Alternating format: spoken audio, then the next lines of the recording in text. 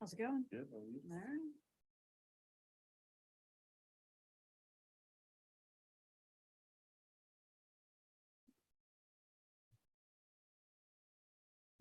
Shall we? I'd just like to remind people to get as close to the microphone as possible so that people can hear us. And also, when you introduce yourself, if you could give a brief description of maybe what you look like for people online or watching through YouTube or later. Look like, I mean, as far as clothing you're wearing, not like I have no eyebrows. That's me. More like I'm wearing a dark shirt with a barrel on it. Anyway, my name is John Halen. I'm chair of KOBAC. I am wearing a t-shirt and I'm sitting dead center in person at City Hall. Carl? Sure. I'm Carl Burnett, KOBAC co-chair. I'm online. I'm wearing a dark collared shirt and glasses. Corey?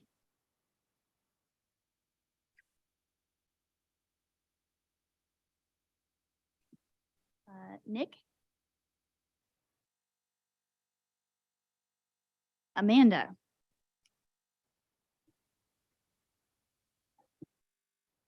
Aaron? No.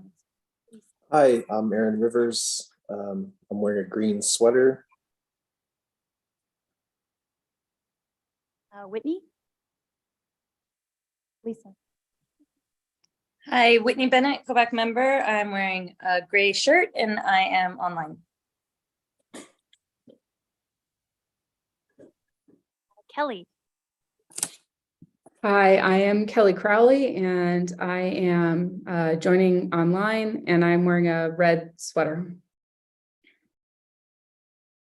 Liz?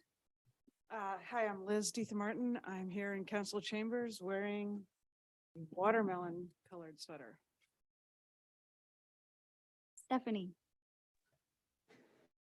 Hi, I'm Stephanie Etzman, member, and I am online today, and I am wearing a camel jacket and a white shirt. Derek? I am Derek Hoffbauer, KOBAC member. I am in person at council chambers and wearing a white button-up shirt. And Liz? Hi, everyone. My name is Liz Woodfin. I have blonde hair and wearing glasses and a white shirt. And I am attending this meeting online. Great. I guess we didn't discuss who's going to do it, so I'll go ahead and do the land acknowledgement. We would like to acknowledge that the beautiful land known as Bend, Oregon, north of the Columbia River, is the original homeland of the Confederated Tribes of Warm Springs. The Confederated Tribes ceded this land in the Treaty of 1855 while retaining regular and customary hunting, fishing, and gathering rights. The Wanalama, Warm Springs, Wasco, and Northern Paiute people inhabited this area in certain seasonal times that clearly established their presence. It is also important to note that the Klamath Trail ran north through this region to the Great Celilo Falls trading grounds. This trade route expanded the impact of commerce between tribal nations. We acknowledge and thank the original stewards of this land. It is our hope that guests continue to honor and care for this land. Great. I would like to make a motion to approve the meeting draft minutes for our meeting on April 27th, 2023. That's hysterical motion to approve. And this is Liz and I'll second. All right, all in favor? Raise your hand or say aye. Any opposed? Okay, motion passes. Now we have public comment. Is there any member of the public in person or online that is interested in speaking at this moment? No online. I think I see Amanda. Did you have your hand up, Amanda, just to say you were in agreement with the public comment, or sorry, the meetings being passed? Yes, sorry, it was a delayed reaction. Okay. Okay, there's no public comment, but I was sent an email by a member of our community who wished to remain anonymous. So I removed identifying information from this email, but I thought his story would be valuable to be told here at Koback. I saw something similar with the housing committee. They were trying to encourage people to talk during public comment, especially about experiences, negative experiences that they've had in town. So I was sent this from someone in the community and wanted to read it here during public comment. So follows. I am a permanently disabled adult with a seizure disorder, and I have a service dog which helps me during and after I experience seizures. On April 7th of 2021, my friend and I attempted to sit down and eat at a local bar and restaurant. We were told that the only way we would be served was to sit outside. My friend is very old and has underlying health conditions, and we wanted to eat inside. We were told dogs weren't allowed because people on the staff had allergies to dogs. If we wanted to sit and eat, we had to be outside. I tried to explain to the employee that my service dog was working and his establishment was violating federal ADA regulations. At this point, we were told again that if we wanted service, we had to eat outside. After explaining twice the dog was a working service dog and still being denied service, we decided to leave the establishment. So ends his comment. I myself called the Department of Justice and confirmed with them that refusing a service animal due to an allergy is not a valid excuse to refuse access.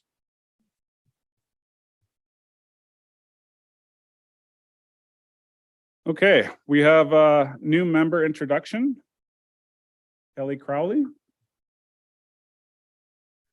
Hi, everyone. My name is Kelly Crowley, and I'm excited to be joining this group. I'll share a little bit about my personal story, just so you guys can get a sense of sort of who I am and what I'm passionate about and what some of my interests are here. So I was born with a funny little arm. That's what I call it. Doesn't have a real name. My elbow doesn't really exist. I have 3 fingers on my right hand. And, I didn't really ever talk about disability with anyone in my life, family, community, until I was 20 something. And I accidentally discovered the Paralympics, watching TV really late one night. And so 2 decades of being involved in the Paralympic movement has really opened my eyes to, how barriers prevent people from participating in society and being independent. And I'm really passionate about making sure that everyone has opportunity to do the things they want to do the things they know they're capable of doing. And that just comes down to eliminating barriers. So I'm really excited to be here. I think some of the things we'll talk more about, topics of interest, but I'm definitely interested in affordable housing and the overlap between sort of climate resilience and accessibility, because I think there's a lot of natural partnerships there too. So look forward to working with everyone. Excellent, thank you. I will just note that the image that you see is a gold medal from the Athens 2004 Olympics, of which Kelly bashfully will not admit to, but has 2 of. She is a gold medal Paralympian, so it's pretty significant and very cool. Welcome, Kelly. Thank you. Okay, thank you, Kelly. Moving on, we have item number 6, public meeting laws with Ian, City Attorney. And Aaron, I see that we've got a hand up from Aaron. Is there something you wanted to add? I just wanted to ask Kelly, what event she won her gold medals in? So I was a swimmer in Athens, and both of my gold medals were in the relay. I was the anchor leg of the women's freestyle relay, and I swam a butterfly in the medley relay. And then I also actually switched sports after that, because when you retire from one sport, the coaches of the other programs sort of go, oh, you're an elite athlete, come try my sport. So I got into cycling, and I competed in cycling in London in 2012. And I raced my bike professionally that year. So I brought 2 bronze medals home from the Paralympics in London. So you have Olympics and you have medals in 2 different sports and 2 different Olympics? 2 Paralympics, yeah. Wow, that's awesome. Congratulations. Thank you. I'm glad I don't have to follow you on an introduction, because that's quite impressive. So I I do have to follow that, unfortunately. I'm Ian Lighthizer. I use he, him pronouns. I'm a lawyer at the city attorney's office. I'm wearing, I guess what I'd call generic business casual, augmented by orange pants, which I'm going to get a rating from Brian Rankin, my fashion guidepost at some point. So I think there were maybe 15 minutes on the agenda for this. I'm happy to take as little or as much time as the group would like. I didn't prepare a presentation because those are boring. I'm going to offer a couple basics on public meetings law and then entertain whatever questions or discussion the group has, because I understand there might actually be some curiosity in this topic, which I find interesting. So public meetings law, extreme basics. This is a concept that really developed in the early 70s. I won't link it to Watergate, but I think there was increasing distrust or suspicion about what was happening in government at all levels. Most states adopted some version of this in the 70s. And the essential principle is that government business, and we'll talk about what that means, but government business, at least at some levels, needs to be conducted in a way that the public can see it and have access to it and understand the discussion, the deliberation, the thinking that goes into decisions that affect people. Really important to understand this. Public meetings law in Oregon and most other states, they allow access and an opportunity to essentially view what government at certain levels is doing. It is not a public participation law. There is no requirement in Oregon anyway that any governing body of a public body, and we'll talk about what that means. Those are the groups that are subject to the public meetings law.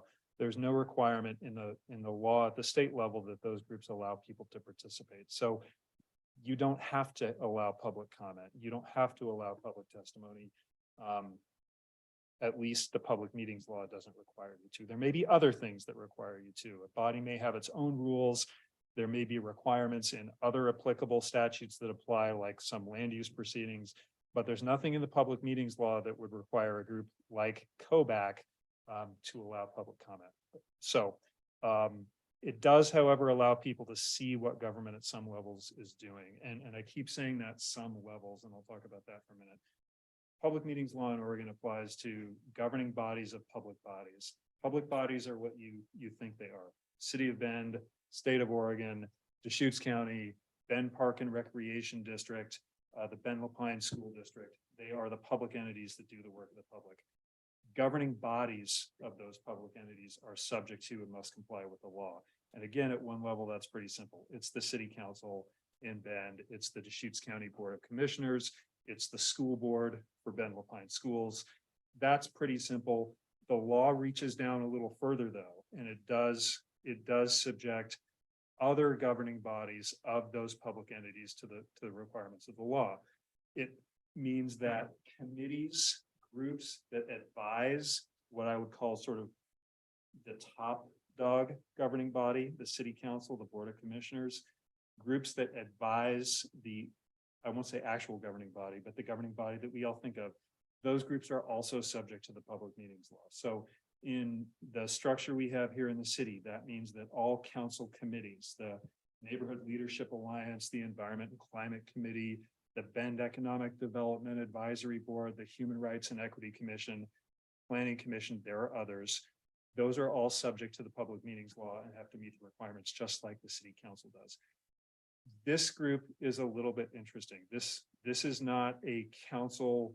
It's not a group that lives permanently in the code, but KOBAC has a charter and KOBAC does a lot of things. KOBAC advises staff.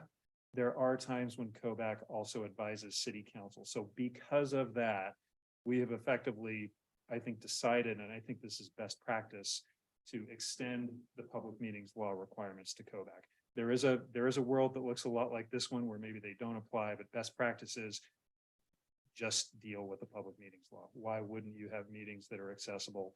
Why wouldn't you provide notice of the meeting so people can participate? Why wouldn't you keep a record through minutes or a recording of your meeting so people can see what this group was thinking about, talking about, and ultimately deciding or recommending? So you are subject to the law, just like the city council is, just like planning commission is, just like Human Rights and Equity Commission is. what the law essentially means is that a quorum of the group is not supposed to meet to discuss, deliberate, decide anything that really comes close to what it is supposed to be doing, its business, outside of the context of a public meeting. So that involves a little bit of math. Kovac charter says there are 11 voting members. Unless something in a particular group's rules say otherwise, you can generally assume that a majority of the members constitutes a quorum.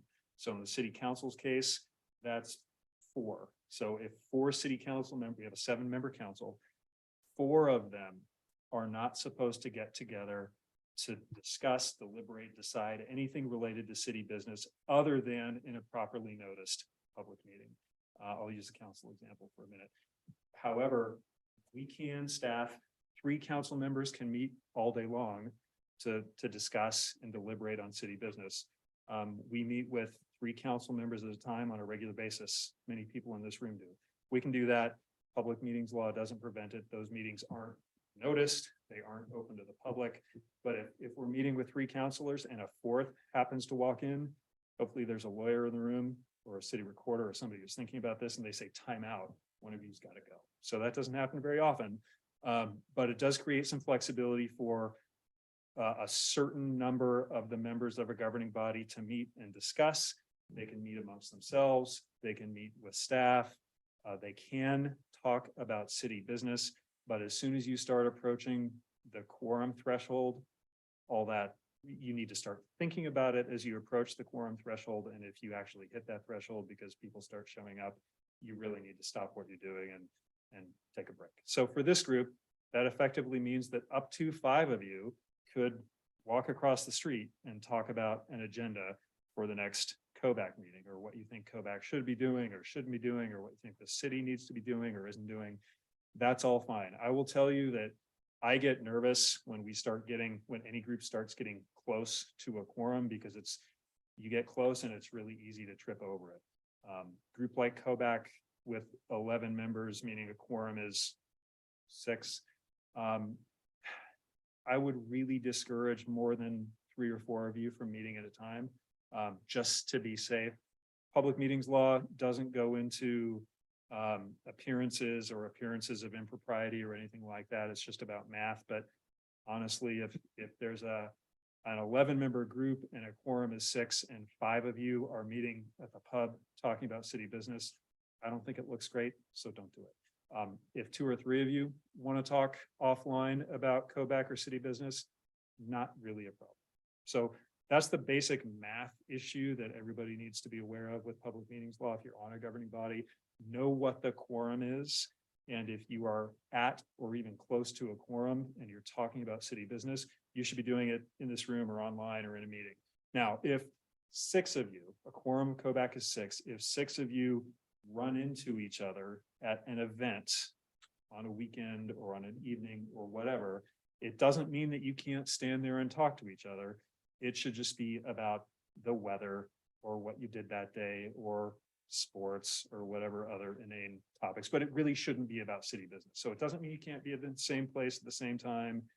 Doesn't mean you can't associate with each other at a quorum level outside of a public meeting, but it does limit what you can talk about. So last note on this before I open the floor to questions, you can meet virtually, right? We think about these meetings where we're in person or we're on a screen. You can meet virtually, remotely, electronically, or serially through things like text messages, emails, comment threads on social media.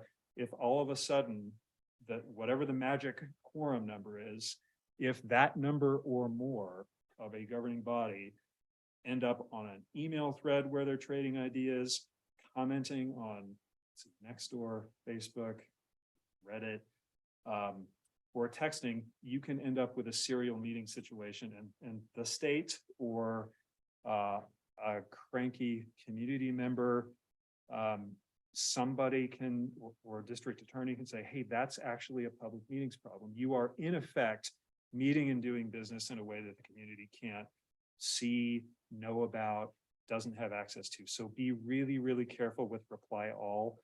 If you have questions, always better, in my opinion, to direct them to the staff liaison first. if you find yourself wanting to hit reply all to an email that goes to the entire group, think really hard about whether you want to do that.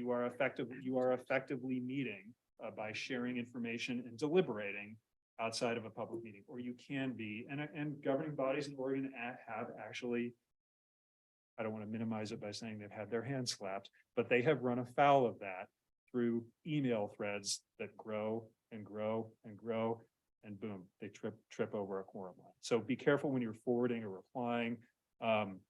Analogy I tend to use is a hub and spoke. And if you are all spokes and your staff liaison, Cassandra in this case is the hub, go to her rather than sharing everything around the wheel. Unless you're in this setting, then discuss, deliberate, decide, do what you do. So those are the basics. Fundamentals.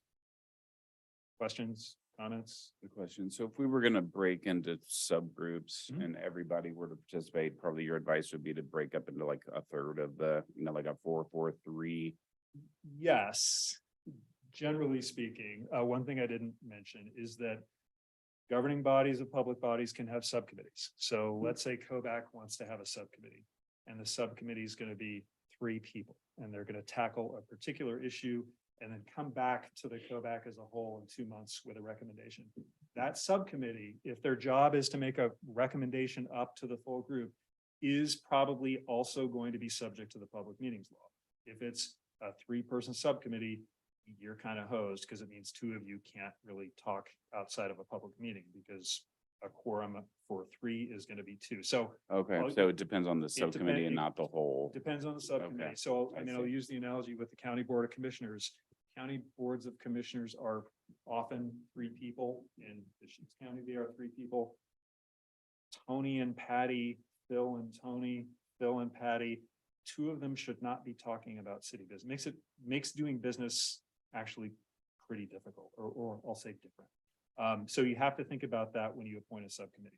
If you appoint a subcommittee and it's 5 subcommittee members, a quorum of that committee is going to be 3. So 2 of them could go talk. So yes, if any group has the ability, the charge, the charter, the task of making a recommendation up, whether it's a subcommittee of KOBAC to KOBAC or KOBAC or another group to the city council, you're likely going to be subject to the public meetings law.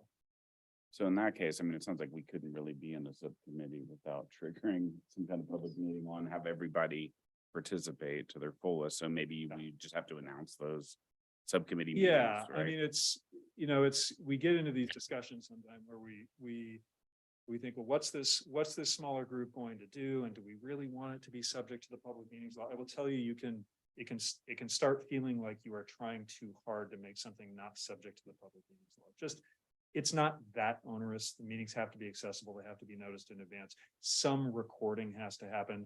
They can be minutes. They can be an audio or visual recording. They don't have to be all 3. There are some basic fundamental requirements, and they do actually limit the physical locations where meetings can be held because they have to be accessible. People say, well, why can't we have public meetings in Drake Park or here or there? Or why can't council go to all 4 quadrants of the city and have public meetings? And that is something we're talking about, but the accessibility requirements can make that easier said than done. So yeah, arguably a working group that was a smaller group that was supposed to sort of gather information and bring it back to the larger group, but not make a recommendation, arguably might not be subject to the public meetings law. But just like with KOBAC, the intent of the law is to provide access. It's not that burdensome. So I get a little nervous when staff or any group, when I feel like we're working hard, thinking it's more convenient to have something not be subject to the public meetings law. It might be a little bit more convenient, but sometimes there are costs to doing that, and let's just deal with it, is usually where I end up. And then just, oh, go ahead. No, go Oh, I ahead, just have finish. one follow-up question and I'll stop talking. But so in terms of the virtual format, if we're all on Zoom, that's considered accessible, correct? But It we need the is. closed captions and the alt text with the presentation. Correct. And there was some, I'd say, emergency legislation during the pandemic. There were questions among legislators and some city attorneys about how are we going to do public meetings when it's, March of 2020 and everything's changing? That got figured out. I think the law already really allowed it, but there has subsequently been legislation making that clearer. So a governing body of a public body in Oregon can do a public meeting entirely remotely. All 7 members of our city council they could each be in a different place, entirely remote. We have to make that accessible. We have to, people have to be able to call in and watch. So we're supposed to be doing that if it's even remotely possible. And so we do that. So the definition, it's expanded a little bit since the pandemic, which the public meetings law really needs to catch up with the rest of the world, and it's slowly doing that. But it's designed to. It was written in the 70s, and it was intended to prevent the proverbial smoke-filled backroom deal making, literally maybe. And we meet and communicate in different ways, and I think the law hasn't entirely caught up with all of that, but it's starting to. Great, thank you. Oh, yeah, this is Liz Martin. So potentially a subcommittee couldn't email with each other if they were going to advise the council on something. Correct. I mean, could we use another platform like a Google Doc as long as it was made available? Great question. The lawyers here, we have not always been comfortable with that because people, again, the law not catching up with modern reality. We work in these collaborative workspaces, including Google Docs and other places. And, picture a Google Doc that all members of a subcommittee or a governing body have access to, and everybody, you want input from everybody. So people go in when they can, maybe they put their margin comments in. The law doesn't really make it clear that that's allowed. I mean, you're effectively you're deliberating, maybe not in real time, but it's not that different from sending from an email thread that grows and grows and grows where people trade their thoughts and information. So we have not been comfortable with that. I personally think the law needs to catch up, and we need to be in a place where, let's say a governing body of a public body is working on a letter that they want to send to, Senator Wyden or something. We should be able to host that, and all 7 city councilors should be able to go in and put their comments in. But the public, if they wanted to, should be able to follow that in real time by going, they should be able to view this. To me, I think that's as transparent as anything else. You can see, Mayor Keebler put her comments there. Councilor Broadman put his comments there. Councilor Campbell said, I don't like that sentence. And if the public could see that, I think the purpose of the public meetings law could be met, but law doesn't really recognize that yet, in my opinion. It is really behind. I hope we get to a place where governing bodies can more easily work that way, but I don't think we're there yet. So we are generally really cautious about that sort of collaborative out of meeting working that we all kind of do. So we're not really there yet, I don't think. Ian, thanks for that. I'm trying, like some of the other committee members, I think, are trying to wrap my head around what this means for how we could schedule some subcommittee meetings. That's, what launched all this. Like, how could we actually do it? Do we need to have the council chambers in order to be able to host a subcommittee meeting? I think I heard you say that we don't need to provide for the public to allow the public to provide input. We just need to make it accessible. I think you said that doesn't even have to be in real time. It can just be that our minutes or our recording of the meeting is published after the fact. Is that correct? Separate requirements. The requirement to have some kind of recording or record of the meeting, even if they're, I'll say, pretty basic, not really detailed meeting minutes, that's always been there. That's not a new requirement. But in terms of, I think I maybe lost the first question.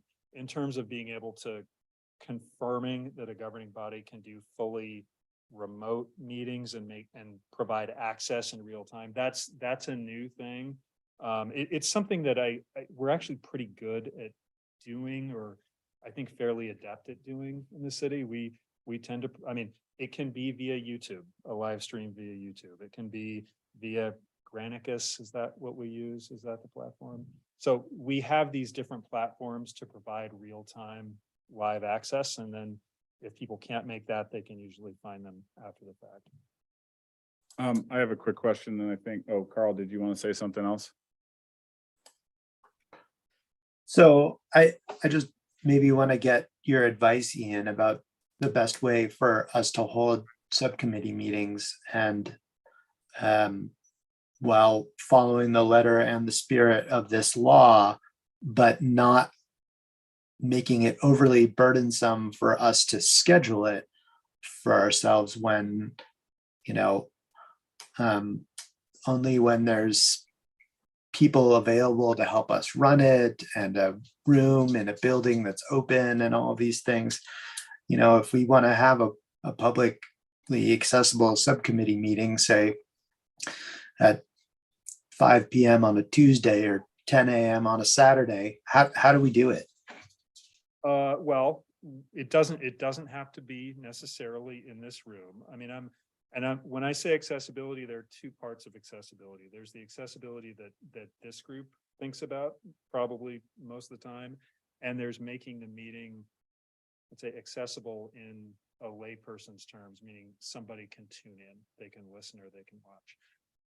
The law really requires both. So if you're talking about meetings kind of at odd times, I mean, there are, I'm not going to name them because I don't, maybe we don't want more of this, but we have groups that meet at odd times. You know, we have groups that meet in the early evening. We generally don't have public meetings on Saturdays. But if you want to work more in a subcommittee format, you are going to have to think about the burden on yourselves and kind of just the practical realities of getting something scheduled and staff capacity. I mean, there are groups that don't have maybe as many subcommittees as they want because it's just a lot.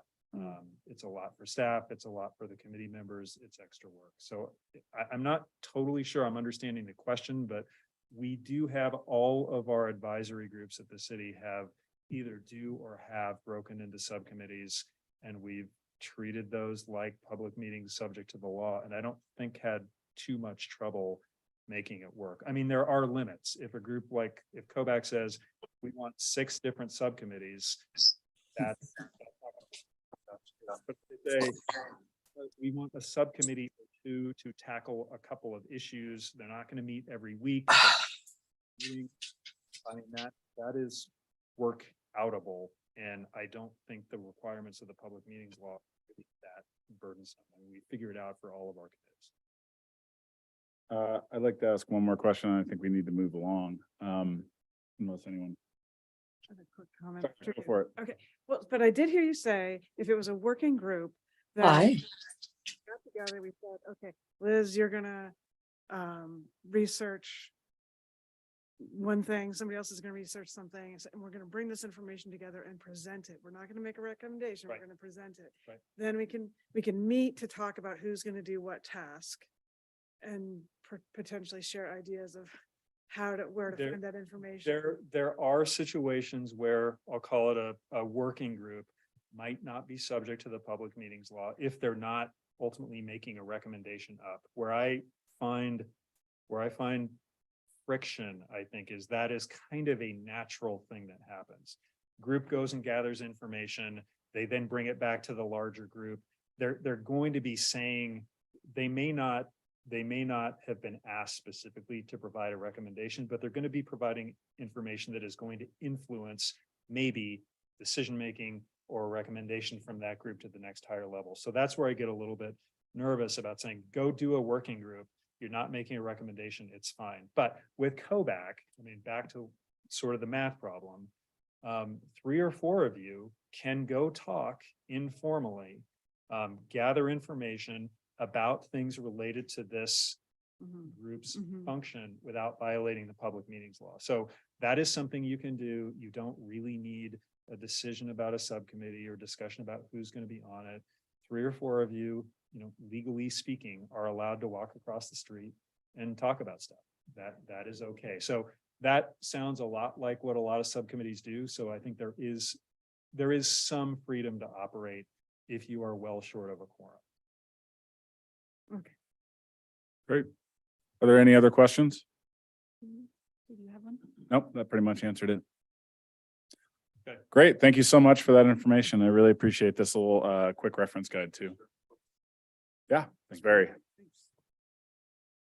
All right, moving on to item number 7, climate friendly areas. I'm sorry I missed the event yesterday or 2 days ago.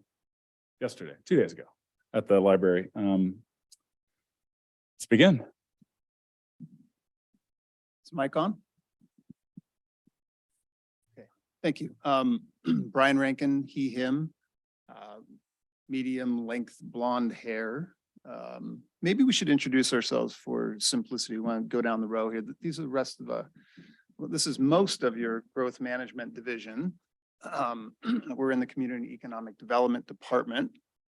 Damien, would you like to introduce yourself? And can you hear me okay? Yeah. Yep, okay. I'm Damian Cernick. My pronouns are he, him. Today I'm wearing a white shirt and glasses, and I'm a senior planner in the growth management division. I'm Elise Vukolich. I'm an associate planner in the growth management division. My pronouns are she, her, and I'm also wearing a white button-down shirt. Hi, my name's Jennifer Knapp. I'm a senior planner and my pronouns are she, her. And today I'm wearing a flowered shirt.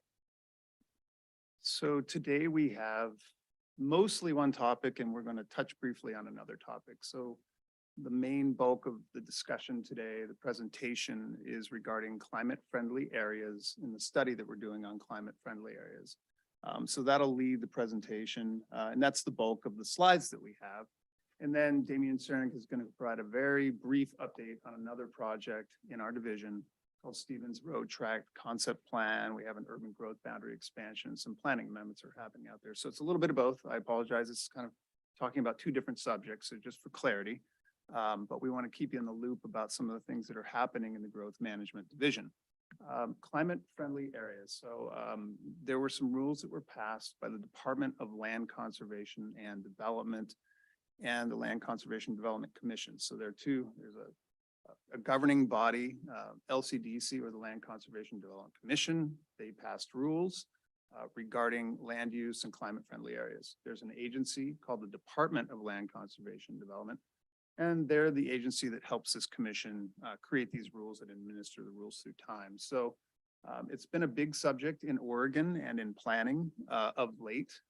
It's kind of ironic that right before this meeting, I was sitting on a rulemaking committee statewide.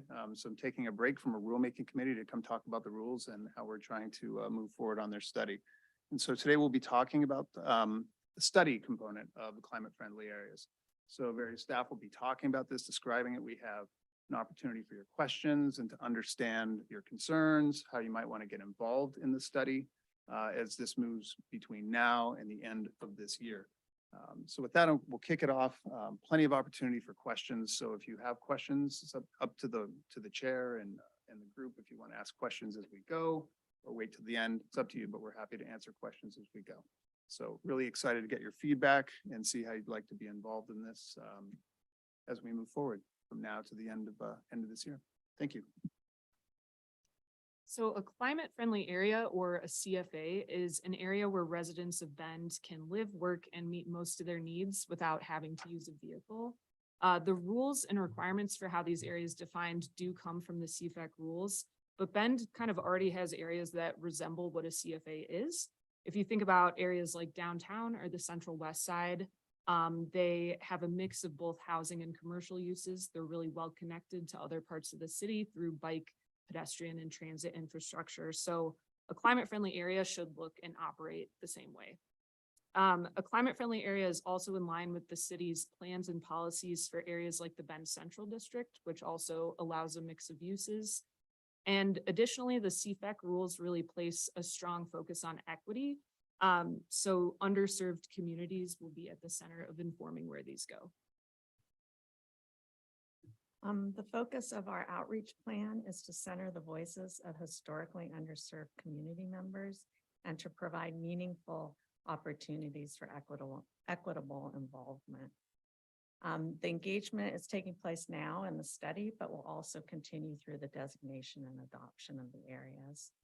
So far, we've had one-on-one interviews with community leaders that represent vulnerable populations. We've worked with the COCC Latinx College Prep students on their curriculum, and they had a project where they determined where CFAs might make sense and also what they should look like. And they came here to City Hall to present and to staff and the city manager and the mayor. So that was really fun. And we're also having equity focus groups. So thank you, Nick, for participating on Tuesday. And I'm sorry that John couldn't make it, but we'll have plenty of opportunities to give input as we move forward. Upcoming summer events, including community pop-ups. We'll have meetings with stakeholder groups, and in the fall, we'll have an open house. And I did want to share some themes that we've been hearing. One is that housing affordability is critical to ensuring that climate-friendly areas are equitable. Another is that transportation options and accessibility should be prioritized when designating a climate-friendly area. That groceries, medical services, and daycare facilities for lower income households would best serve the community. And designating these areas could provide the community opportunities to connect with one another and potentially create more inclusive options, including higher density affordable housing alongside market rate. So if you boil down what the requirements of the study are, and these are dictated by rules. So administrative rules tell us this is what a CFA study has to do. And there are a couple questions. So one is, where should you designate a climate-friendly area?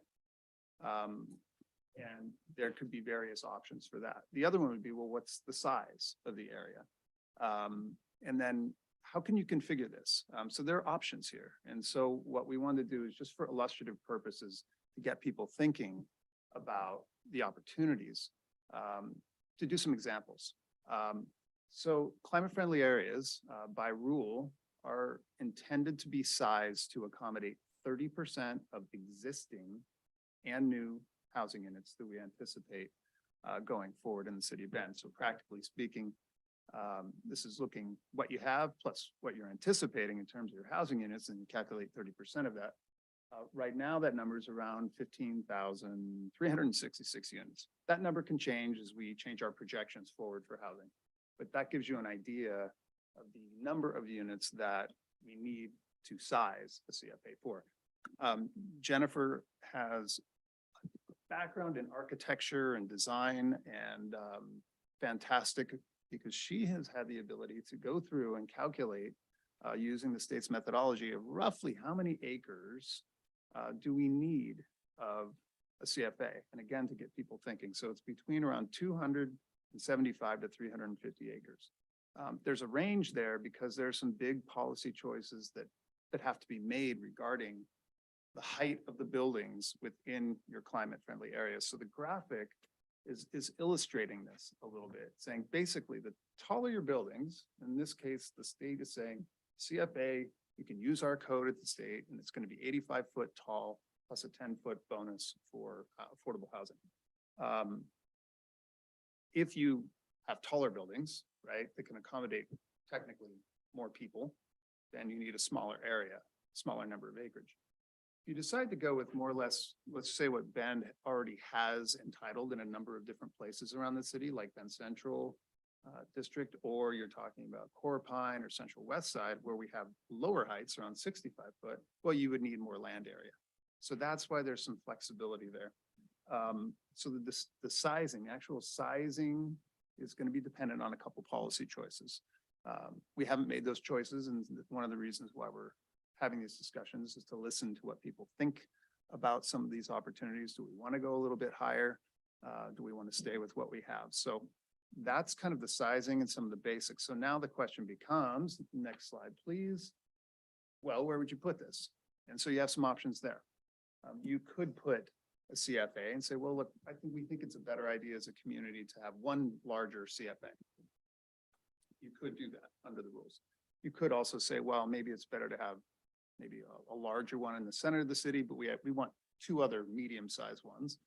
Or you could disperse them in appropriate locations throughout. So the state doesn't say exactly how to do this. It just says you need to have a certain size, needs to accommodate a certain number of units. You need to prove this to the state and prove this in the study. And then it's up to a community conversation and a lot of other planning principles as to where you might size that and how large those areas would be. So given the flexibility around your options for designating a CFA, our goal for this phase of the project in 2023 is really just to study and analyze areas that could be designated, with the actual policy decision being made in the years to follow. We've identified some areas on the map on this slide that already meet a lot of the requirements of a CFA, but also some that have the potential to grow into a CFA over time. And I guess to be clear, not all of these areas will be designated. It could be one, it could be a combination of a few, but our plan is really to study these as part of the study. In identifying these, we were looking at existing land use designations. So we wanted to focus on areas that already allow commercial uses and multi-unit residential housing. We tried to stay away from low density neighborhoods. We also considered where people work in Bend, which tends to correlate with existing commercial areas. And we looked at areas that have a developed transportation network already. In conjunction with this, we developed a mapping tool to spatially analyze the city on a couple of different concepts. The first being connectivity. So not just where the existing transportation is strong, but what our transportation system plan says for how it's going to grow over time. Opportunity, which really just includes population density and employment density. So where people live versus where they work. And equity, we are analyzing which areas of Bend have populations that might be vulnerable to displacement or gentrification if a large zoning change is made, and thinking through how to mitigate that. And I have examples of some of those maps if we have time.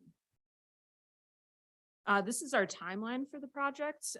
So as I mentioned, we're currently in the study phase. At this point, all possibilities are in consideration, and we're just learning as much as possible about the areas in question. The next phase in 2024 is going to involve selecting the preferred areas and preparing any code amendments to the zoning code that might be required. And then in 2025, City Council will make the final decision to designate one or more CFA. And I also just wanted to point out that community engagement and outreach is part of the process through 2025. It does not stop at the end of the year. It's going to continue. So our next steps, do you want to share community engagement next steps? Well, I talked about them a little bit. So we are going to have community pop-ups. They're going to be on the parks and in conjunction with the library and at farmers markets so that we hit all areas of the city. We're going to be meeting with stakeholder groups and giving presentations to them. And then also we'll have an open house. We do have a website as well, the link's up here. And in terms of technical work, we are finalizing the anti-displacement analysis, refining our mapping tool, and the study is due December 31st, 2023. At this point, I guess we'll pause for questions and ask how you would like to be involved in this process further. I have a question, if that's okay. This is John. Does your acreage needed take into account the removal of parking minimums in the city of Bend? The state has a really specific protocol of how you do the capacity analysis. And so you have to follow their steps. And as part of that, one of the steps is that you take away like 70% of your capacity. So that would accommodate everything from like circulation within buildings to parking and things like that and right of way. So it's everything that's not a residential use.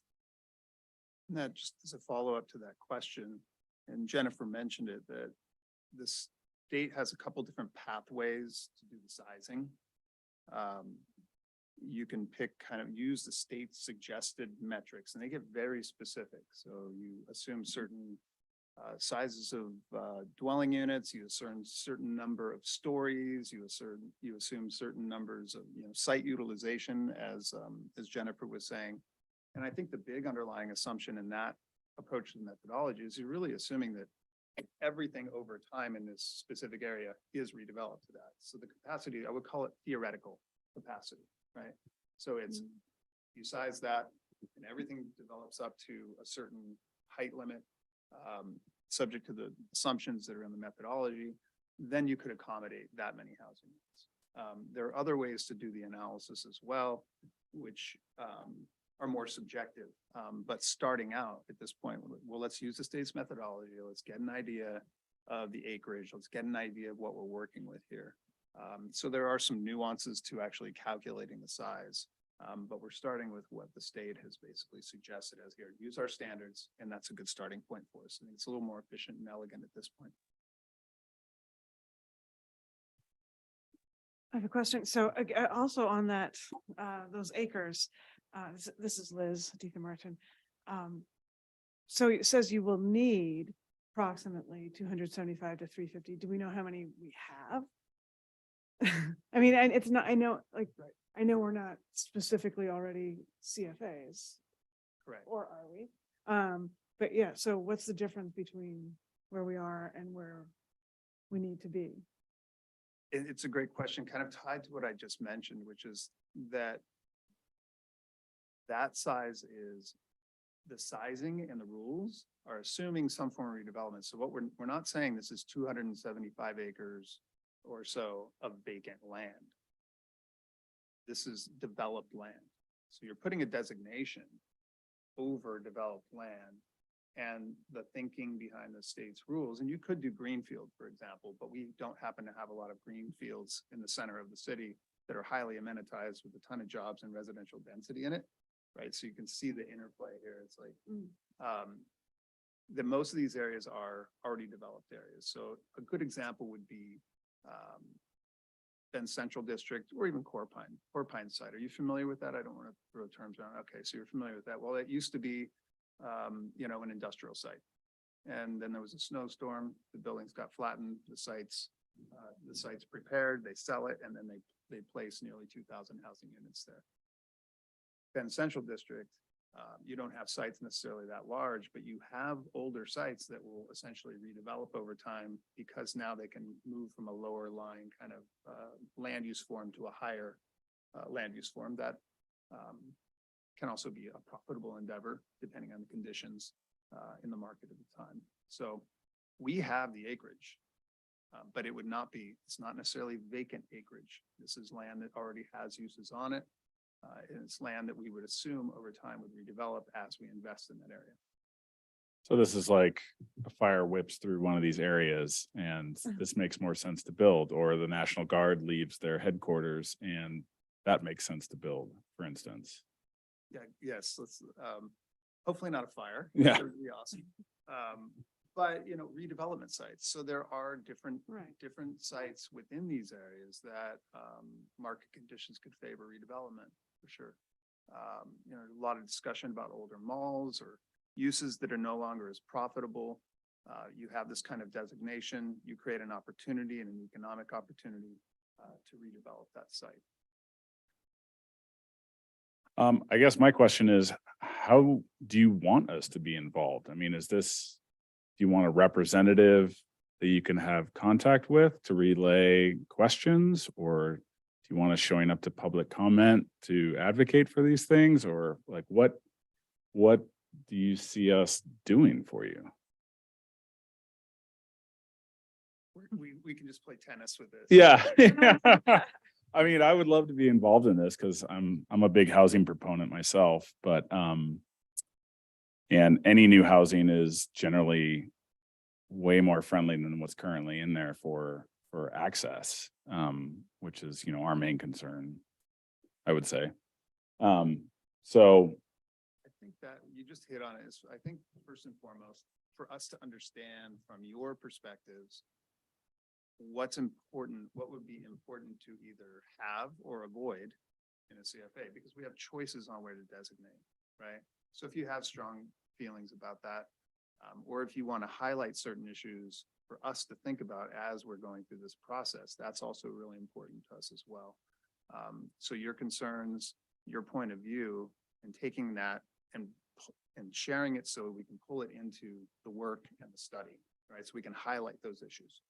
I think probably the most elegant, depending on also your I would say your level of interest, right? And also your competing work items, because you have other work to do.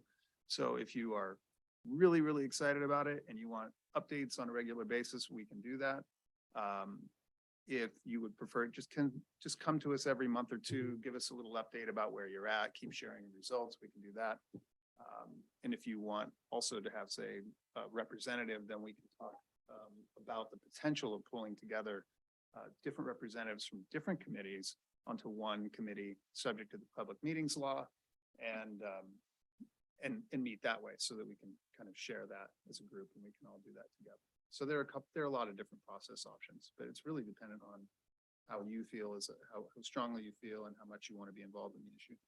Well, like for comment, for instance, are you looking for something like, for instance, I'm looking at this map, like where the CFA, where should it go? And I can already see right away that a lot of it is already on current bus lines, which is important to us because not only will more dense housing make public transit make more sense, so we can run more buses instead of every hour, we could run them every 15 minutes or something. But it also means that if we're building, 8-story buildings, like we could put in something that says, at least half of the ground floor apartments have to be accessible, or, a certain percentage, because, might as well do it now and put those rules in now so that we're not trying to shoehorn in all this stuff onto older buildings. So, I mean, that's just right off just this slide presentation. I personally, I don't know if we have to pass a resolution, but I'd love to be kept up to date on this as often as possible. Yeah, and I would add, Brian, thanks, John, great comment. And about the map, it aligning with, and that's written in the TSP that, having high frequency transit on those major corridors, as well as I'm putting my Cascades Transit hat on, as well as the planning of the mobility hubs, right? So as we develop those, purchase the property, they're, I feel like we had one kind of planned a little further north, but that does kind of mimic these areas where Parametrics did a big mobility hub feasibility study for us last year that identified a lot of locations. We did some public outreach, so kind of following up on that. If we could be engaged in your outreach efforts, have transit information, ask important accessibility / transportation questions, because that's always a big barrier for people to get, people need to get around, to go places, to work, to go to school. So however, as a COBAC member, I could help with that from the accessibility perspective or from a kind of a knowledge of public transportation. I'd be happy to jump in. Thank you. Yeah, and that's just from looking at the map briefly. I'd love to know more details about what's going on, and if we have time to actually chew on this a little bit, we could probably have a lot more feedback than that. Nicholas? Having participated with the growth management team on Tuesday, I had some good, I had some thoughts and some questions and stuff about that too. But I think maybe for COBAC, one way we could do this is to kind of formulate as a group, potentially some key things that COBAC recommends that is incorporated into the CFAs or things to consider. We can prepare like a letter or something of that nature as a recommendation for this particular body, this committee.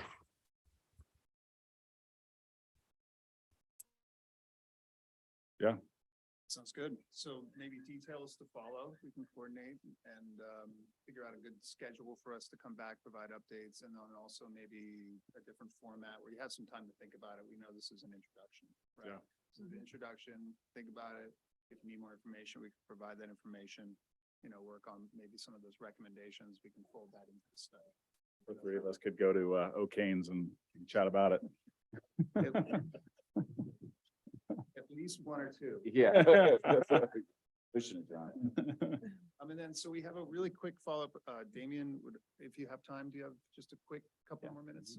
Damien Cernick on the Stevens Road track, just to keep you informed about what's coming up here on that project. All right, thank you, Brian. So our new topic is a project we've been working on as a team, our Stevens Road Tract project. This project is intended to bring in a 261 acre tract of land currently owned by the Oregon Department of State Lands into the city's urban growth boundary. And what I'm going to try to do during my presentation is define terms as I go along if they're new, because they're terms I use every day, but I'm sure you're lucky enough that you don't have to. The urban growth boundary is a line that's been drawn around Bend. It's been adopted by both the City Council and the Board of County Commissioners and approved by the state of Oregon that identifies the areas for our future growth for housing, employment, schools, and parks.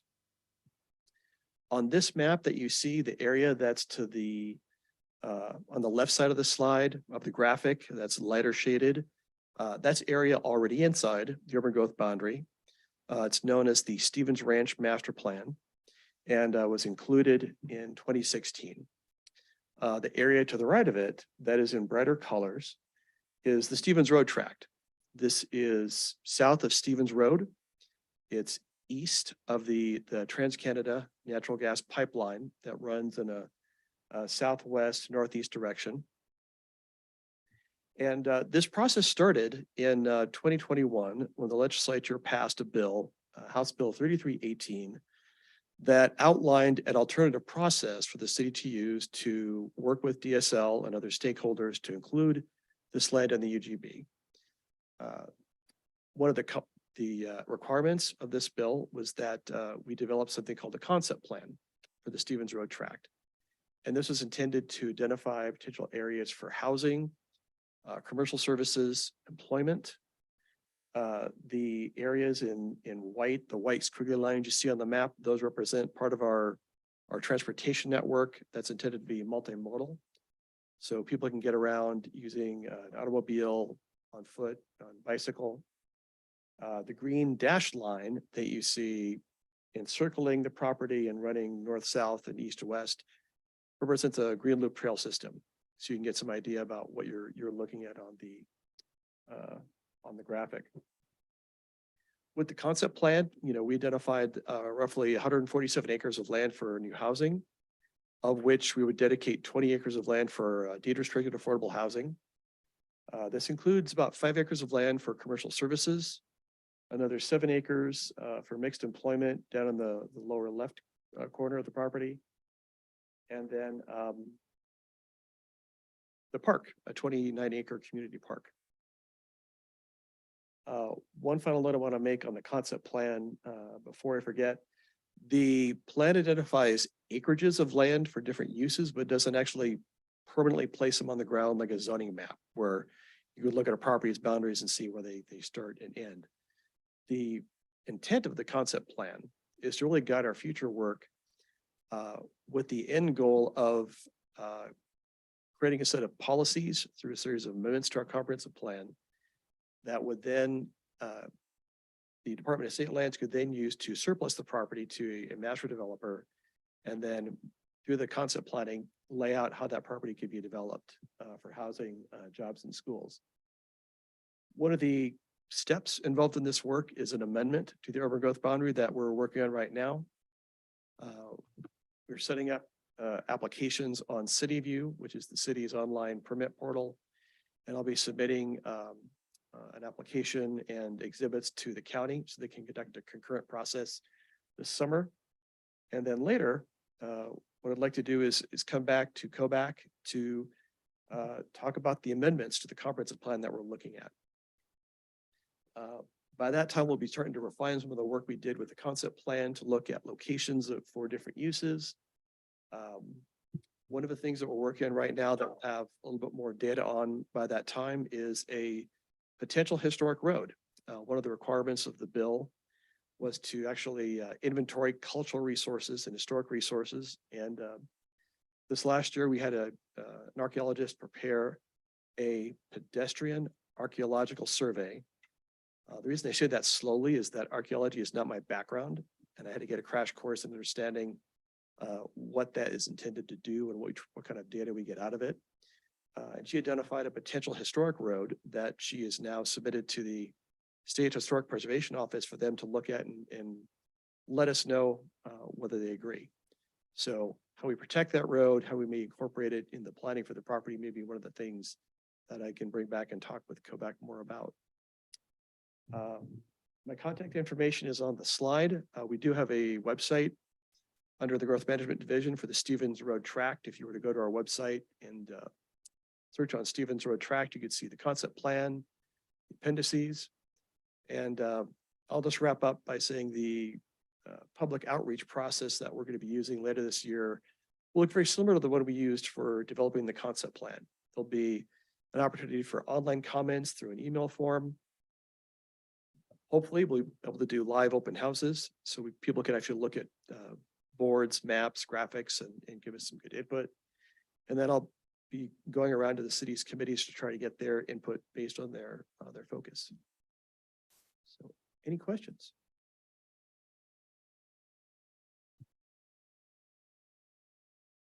I have your email, so I'll send you. I have a weird question. Okay. Yeah. Weird questions are fine. Yeah. Oh, okay. I had heard rumors that they were thinking of developing some federal land south of town for a rail exchange network, and that might get rid of the rail line that goes through the center of Bend and instead send the rail line around Bend.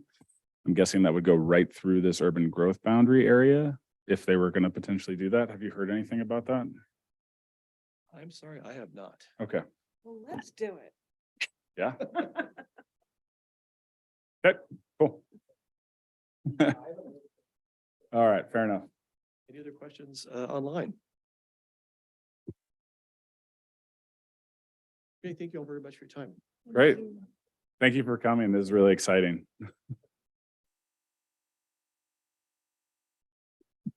Okay, moving on to item number 8 for the strategic plan, the new member groups. What would you like to do with that? How about we go just person by person and I'll take notes. Okay.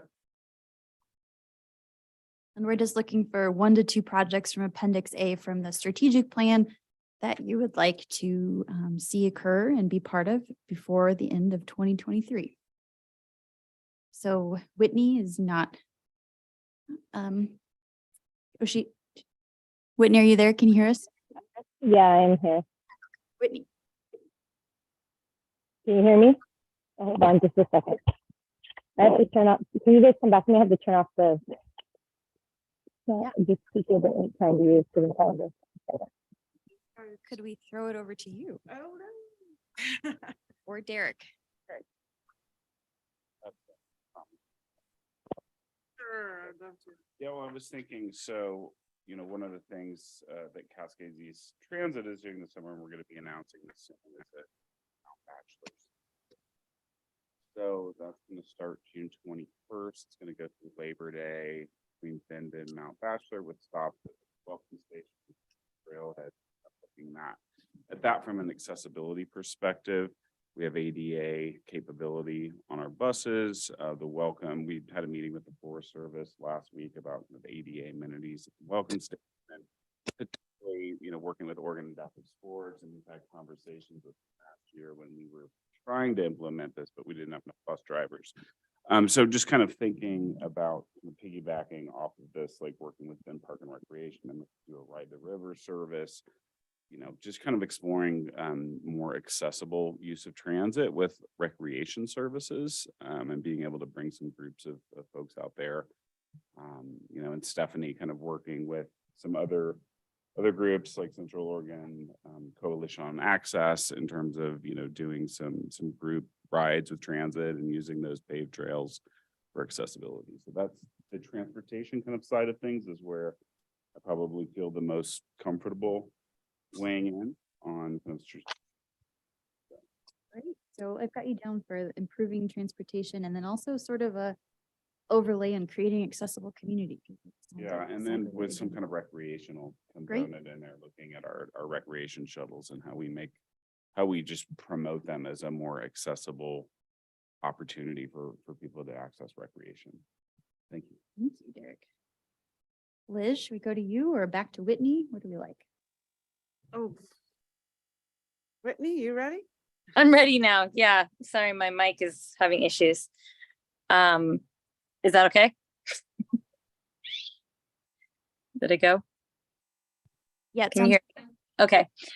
So I too was jumped on that. I had noted that some transportation items that are in that Appendix A. Similarly, the requirements for accessible on-demand transportation.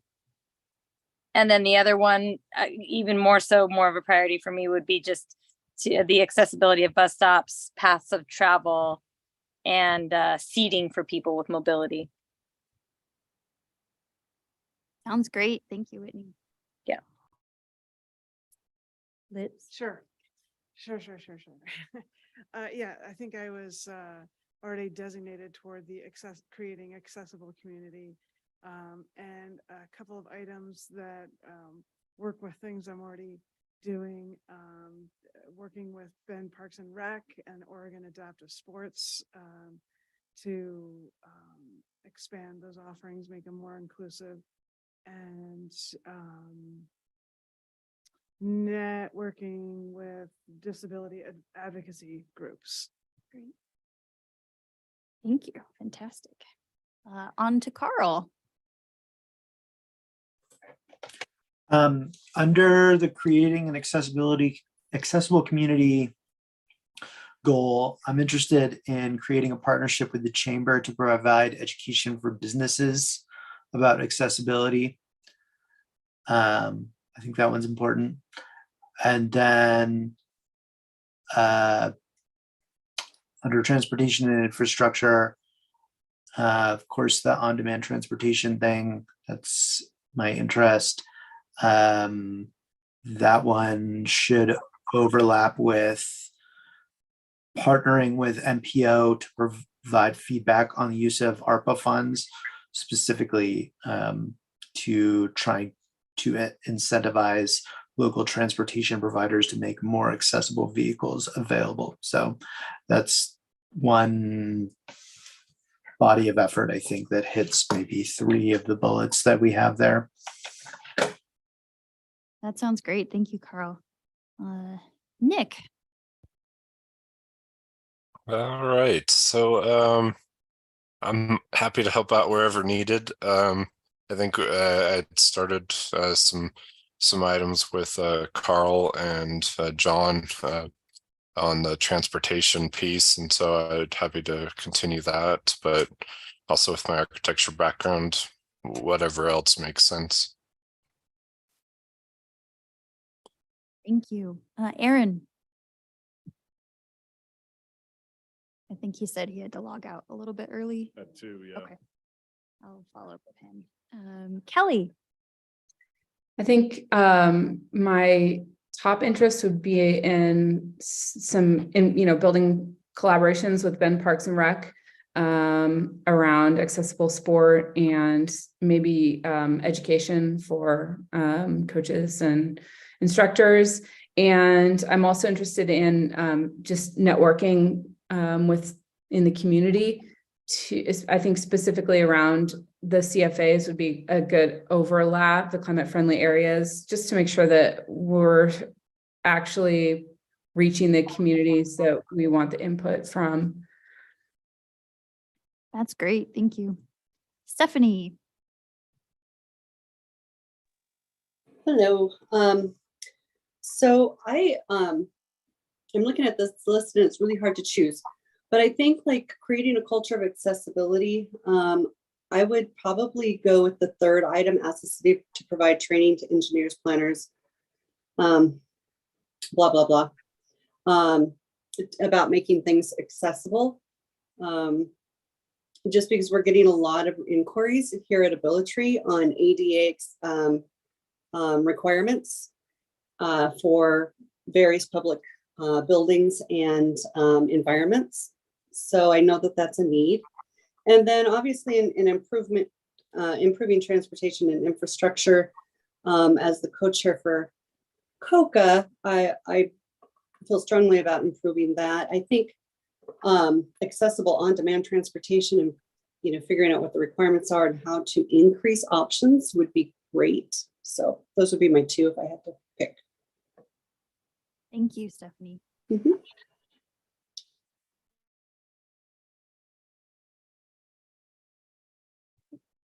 We'll come back if you're still there, Amanda. Corey's not with us.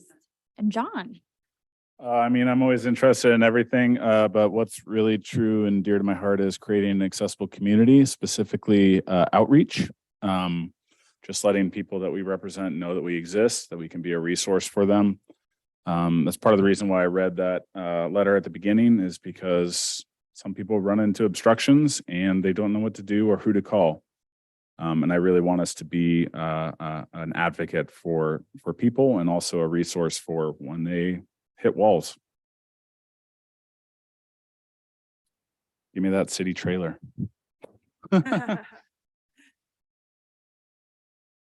Amanda, are you with us anymore, or I'll follow up with you? I'm here for me.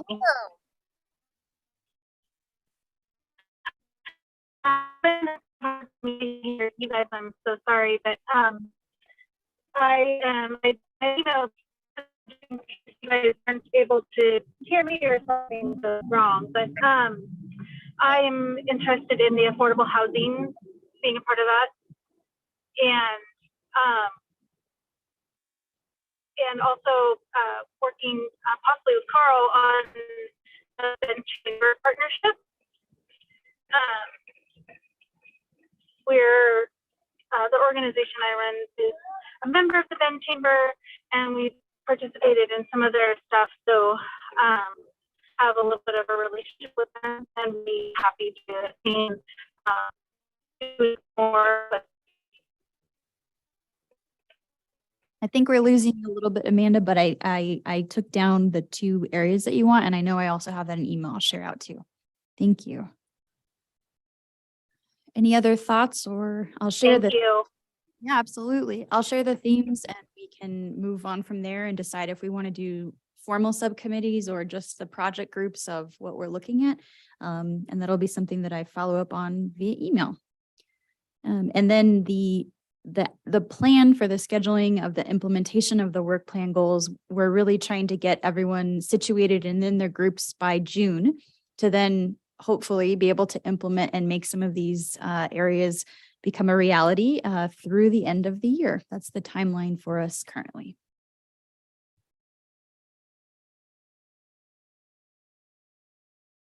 Cool. We move on to the COBAC roundtable. If anyone has any business they want to mention, or if they want to share what they've been doing around town, things that you've read, things that you might think be of interest for COBAC, please keep it short.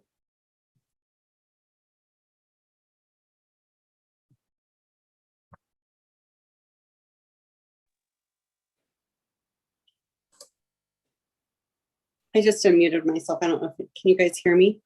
Yep. So this is Stephanie, and I just wanted to let you guys know that a couple of days ago, I got an email from Eric Nielsen with Deschutes County Facilities, and they did, I wasn't aware of it until he told me, but they did, there's new Deschutes County courthouse is getting remodeled. And some improvements and expansion on the courthouse. And they did a full-scale model mock-up of a courtroom. And it is at the Deschutes County Fairgrounds, and they're offering tours. I shared it with the COCA committee members, but they're offering an opportunity for community members who are interested to go over to the Deschutes County courthouse for a tour of the mock-up to figure out how the if it's, you know, walk through it, determine accessibility, and kind of see what their concept is. So just wanted to share that with the group. I don't know if you all were aware of that yet. So. Oh, can I just follow up on something, Stephanie? Would you feel comfortable with me forwarding the email that you sent on behalf of COCA with the COBAC members with the information that you shared if they're interested in picking one of the dates that's available? That would be great. Yes. I will share that after this. Thank you.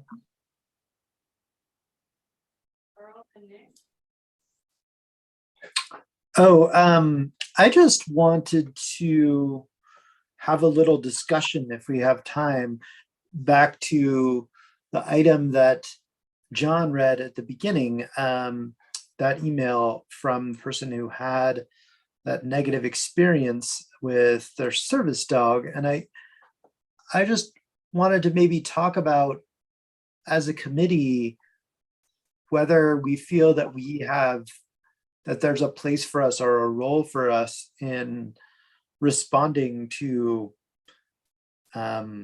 situations like that, and whether, I just wanted to open that up for discussion. Like, should we have a role in addressing those kind of situations? We have 10 minutes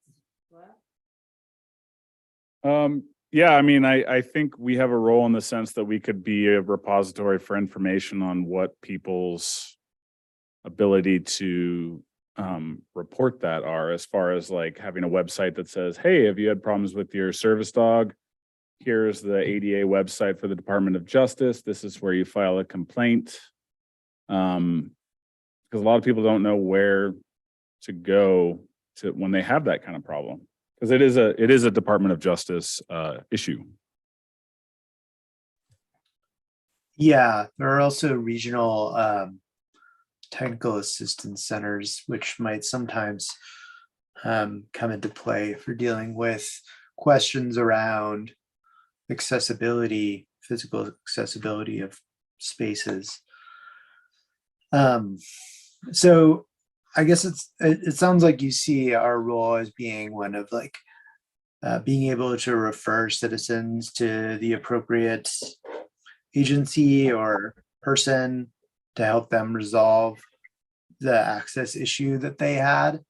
I guess that makes sense to me. Yeah, I mean, I guess I look at it as, if someone's car is parked across the sidewalk and they can't get by, what do? If they can't enter a business because the door's not wide enough, what do? If they're turned away from a business because they have a service animal, what do? And so by being kind of a place where, hey, I'm having this issue, what do I do?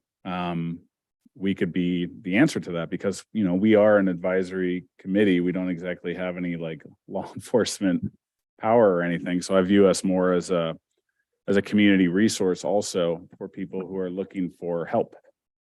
And if I could just, this is Cassandra, add on to that, I think your entire section in terms of education of the community fits in really well as an initiative in terms of, especially for service animals, letting local businesses and restaurants know the 2 questions that are allowable for a service animal and what subsequently should be done as a result. So I think not only in the idea of potentially there's some sort of a compliance issue, but really looking into it as an opportunity for education, which this board absolutely can do.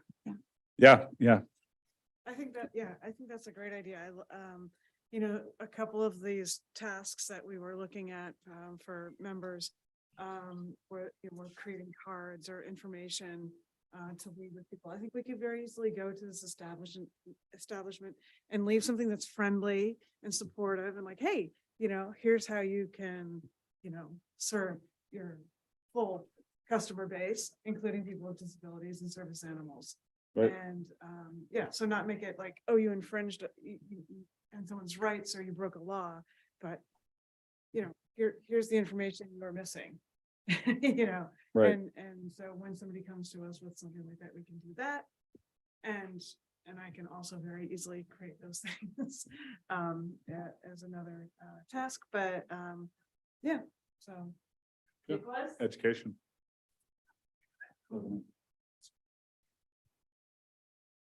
Oh, yeah. I just wanted to kind of mention to the other COBAC members kind of what I had talked about at the CFA meeting the other day, and just kind of some of my initial thoughts and questions I had. One of them, if that's okay, if I have a little bit of time to do that, so as they were going and doing their presentation, very similar to what was done today, but we had a kind of a work session, a workshop that was part of it. And so one of the things that I was talking about was how to best serve those experiencing houselessness in some of these CFA areas, because houseless individuals actually have like up to 60 to 70% of them do have some sort of disability, and how do we integrate those into the CFAs? So that was kind of one of my questions and thoughts and things to consider. So just kind of wanted to share that in the vein of accessibility as well. And then also just in terms of providing the necessary services like medical facilities and even, hospitals, and how that could work in those specific CFA areas as well. So just kind of wanted to mention that. Thank you, Nick. Yep, thank you.